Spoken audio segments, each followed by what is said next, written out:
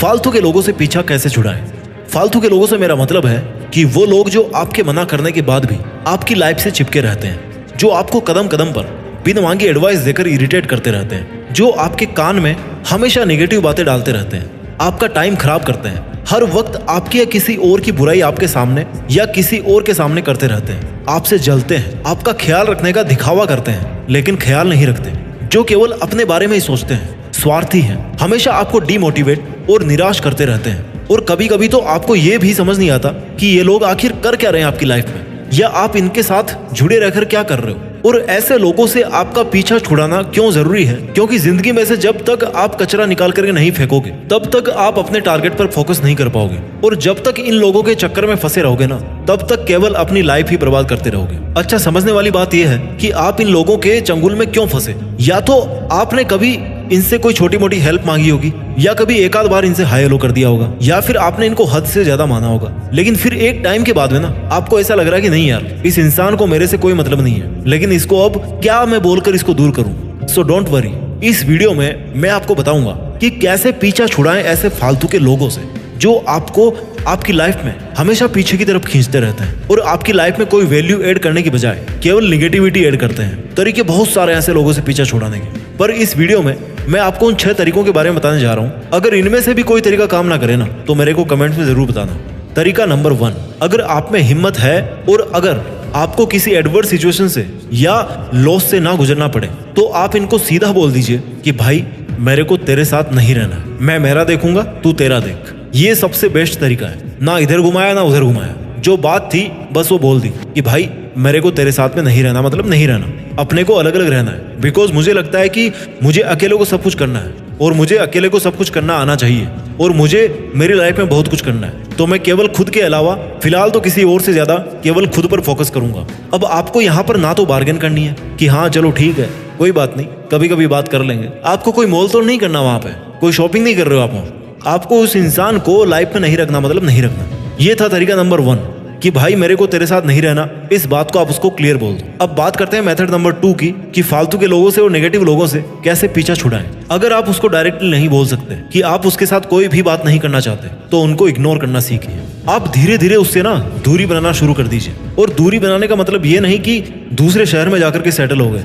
दूरी बनाने का मतलब है कि आप अपनी लाइफ में बिजी होना सीख जाइए। जैसा आज तक होता आया, लेकिन अब आपको अपना देखना है, क्योंकि उस इंसान के साथ रह करके आपको नुकसान ही हुआ है, और उसने आपको गलत ही राह दिखाई है, या उसकी वजह से आपका दिमाग ही खराब रहा है। आप अपने काम में बिजी हो जाइए, मोबाइल को दूर रख दीजिए, कोई आंसर मत दीजिए। सामने अगर वो मिल भी जाए ना, तो ये कह के निकल लीजिए कि भैया अभी आपको बहुत अर्जेंट काम है, और वहां कोई माथापच्ची किए बिना वहां से दूर हो जाइए। फालतू के लोगों से पीछा छुड़ाने का तरीका नंबर 3 है उन लोगों के लिए जिनकी मजबूरी है उन लोगों के साथ में रहना जिनके साथ वो नहीं रहना चाहते। अब चाहे वो सेम क्लास में हो, चाहे वो रिश्तेदारों में हो, पड़ोसियों में हो, या चाहे वो सेम ऑफिस में हो, अगर इस तरह से आप उनके साथ में फंस गए हो ना कि ना तो पास हो सकते और ना ही दूर हो सकते, तो इसका एक सबसे बेहतरीन उपाय मैं आपको बताने जा रहा हूँ कि आप उस फालतू के इंसान से कैसे पीछा छुड़ाएं। भैया उसको ना भाव देना बंद कर दो और अपना माइंड खराब करना बंद कर दो। भाव देना कैसे बंद करें? चाहे वो लोग कोई अमृत ज्ञान ही क्यों नहीं दे रहे हो, आप इनकी बात को सुनकर के दूसरे कान से निकाल दो और कोई भी रिएक्शन ना दो। अगर हाँ हूं ना नुकुर करना पड़ा ना, तो सिचुएशन के हिसाब से कर लेना, लेकिन भाव मत देना इनको। अपने आप को इतना इजी टारगेट मत बनाओ यार, अपने समय को इतना सस्ता मत बनाओ कि कोई भी आपको फालतू की नॉनसेंस सुनाने के लिए यूज करे। आपका मन करेगा कई बार कि यार उस इंसान को देखते हैं ना, पलट के जवाब दे दो, लेकिन भाई अगर आप अपने समय की कदर नहीं करोगे तो वो भी नहीं करेगा आपके समय की कदर, और उसको खुद के समय की कदर तो पहले से है नहीं। अगर आपको वो बोले कि भाई आप मेरी बेइज्जती कर रहे हो, तो सीधा बोल दो कि मैं आपकी बेइज्जती नहीं कर रहा हूँ बल्कि खुद की इज्जत कर रहा हूँ। तरीका नंबर 4, कई लोगों की आदत होती है ना कि उनकी जितनी भी समस्याएं हैं, 1 नहीं 2 नहीं 3 नहीं 50 शिकायतें करते हैं एक दिन में, और वो शिकायतें कब निकलती है? जब उनके सामने आप होते हो। अब इन लोगों को क्या बोलोगे बताओ?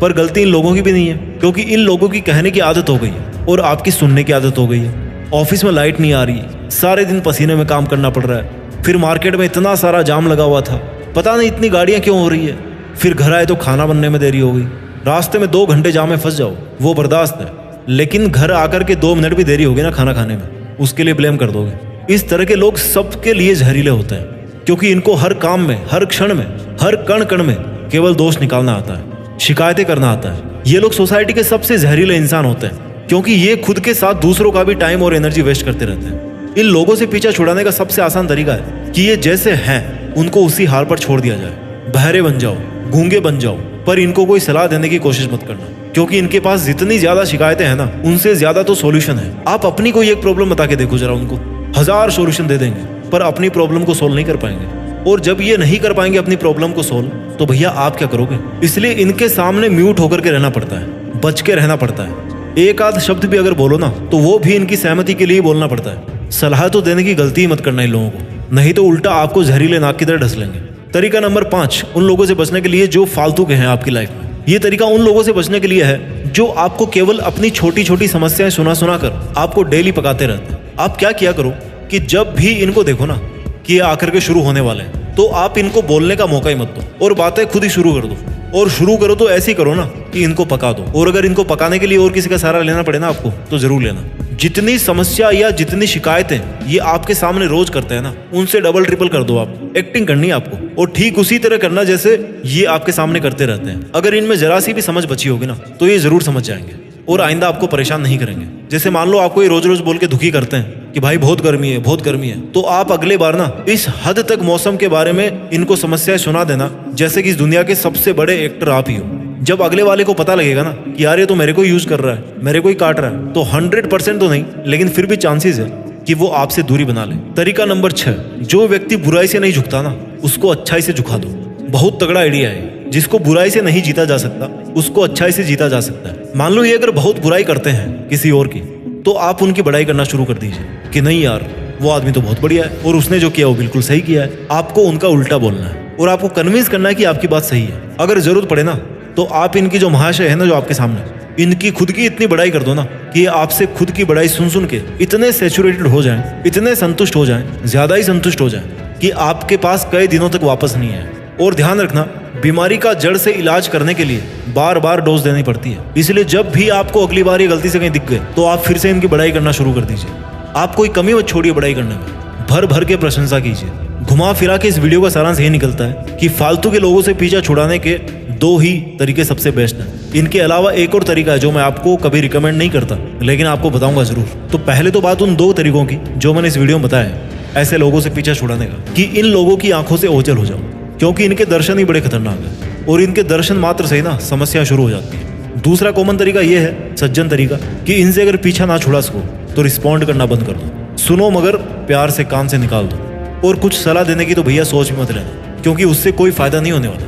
और तीसरा जो तरीका है ऐसे लोगों से पीछा छुड़ाने के लिए, जो मैं कभी रिकमेंड नहीं करता, क्योंकि भैया इसमें आपके समय का बहुत बड़ा रिस्क है और ये असंभव के बराबर है, कि यार अगर हो सके ना तो इन लोगों को बदल दो, इनको जिंदगी जीना सिखा दो, इनको जिंदगी जीने का असली मकसद सिखा दो, और इन लोगों को देश में अपना नहीं बल्कि दुनिया में देश का नाम करना सिखा दो। जय हिंद, वंदे मातरम।